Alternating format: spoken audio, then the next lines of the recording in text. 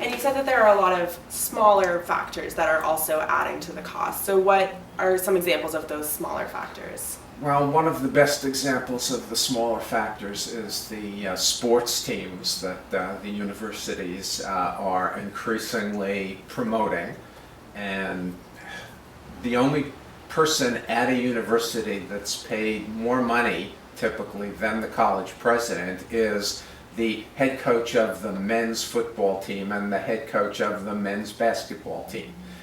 Instead of $1 million at lots of places, they're paid $2 million, in some places close to $3 million.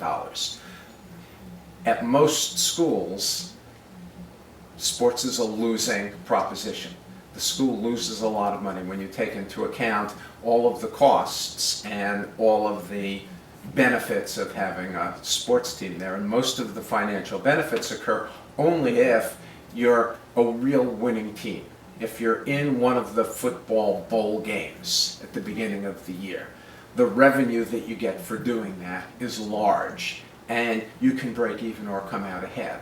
But there are only a small number of schools that are able to do that. The average school, which has a desire to reach that level, loses money.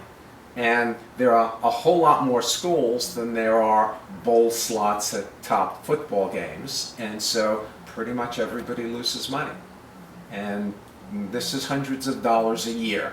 And then, making matters worse, Title IX, which was passed in the 1970s, required that schools treat men's sports and women's sports equally. And so what the result of that has been is now schools have to lose money not just on men's sports teams, but they also have to lose money on women's sports teams. And so that's added another couple of $100 a year to the tuition of everybody. So sports and the loss of revenue for that is one factor that's pushed up tuition.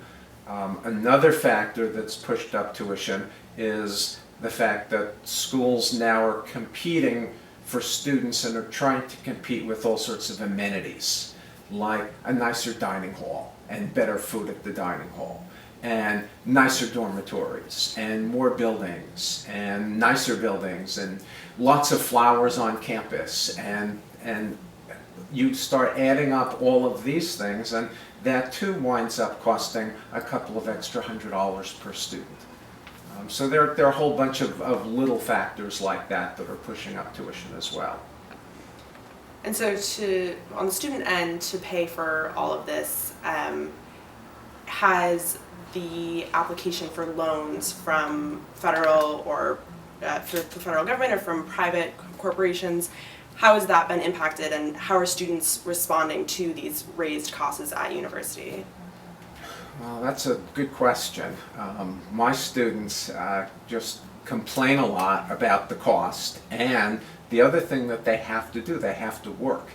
They have to work during the academic year to try to earn some money, which of course means they have less time to devote to actual academics when they're at the university. So that really has hurt the quality of education. The other way that it's impacted students is it's affected what sorts of fields they study.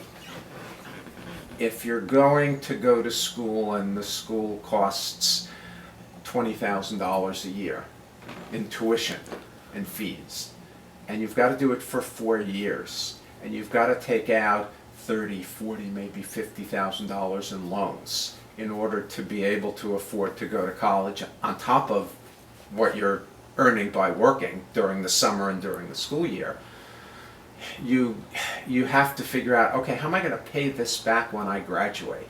And what do I want to major in?